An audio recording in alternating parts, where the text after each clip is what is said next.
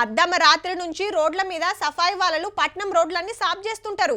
చెత్త చెదారం, ప్లాస్టిక్ బాటళ్లు, కవర్లు గివర్లు ఏమున్నా అన్ని ఊడ్చి పొద్దుగాల పబ్లిక్ రోడ్ల మీదకి వచ్చేటాలకు అద్దం లెక్క వేస్తారు. మళ్ళా అద్దం రాత్రి వాళ్ళు ఊడ్చేదాకా ఎక్కడ చెత్త అక్కడనే ఉంటది. మాపటిలు ఊడ్చుడంటే కుదరదాయే. హగో గందుకే గీ ఉపాయం చేసిండ్రు పట్నాన్ని త్యాటగా వేస్తానికి. వారేవా ఒక్క ఆకుసూత లేకుండా మొత్తం పీల్చుకుంటుంది. ఇటు చూడుర్రి, తొవ్వ మీద ప్లాస్టిక్ కవరు, చిన్న చిన్న బాటళ్ళు, చెత్త గీత ఏం లేకుండా గుంజుకుంటుంది. రోడ్లను తేటగా చేస్తానికి జిహెచ్ఎంసీ చేసిన ఉపాయం ఇది. బ్యాటరీతో నడిచేకి బండ్లను తిప్పుతున్నారు రోడ్ల మీద. ఇనార్బిట్ మాలోళ్ళు 1,20,00,000 ఖర్చు పెట్టి 6 బండ్లు కొనిచ్చిర్రు జిహెచ్ఎంసీకి. అంటే ఒక్కటి 20 లక్షలు అన్నట్టు. ఇక ఎట్లా పనిచేస్తున్నాయని తెలుసుకుంటానికి మొదలు 6 రూట్లలో తిప్పుతున్నారు.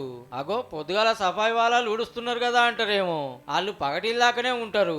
అటెనక మళ్ళీ ఎక్కడి చేస్తే అక్కడనేనాయే 2 to 10 దాకా ఈ సర్వీసెస్ మనకు వీళ్ళ సర్వీసెస్ మనకు ప్రొవైడ్ చేయడం జరుగుతుంది. పగటిలి పట్నం రోడ్లను అద్దాలు లెక్క మెరిపిస్తాయి అన్నట్టు. ఒక్కపారి ఛార్జింగ్ పెడితే 4 కిలోమీటర్లు పోయి వస్తుంది. కానీ ఏమన్నా ఊడుస్తున్నాయా? గింత చెత్త లేకుండా మొత్తం గుంజుకుంటున్నాయి.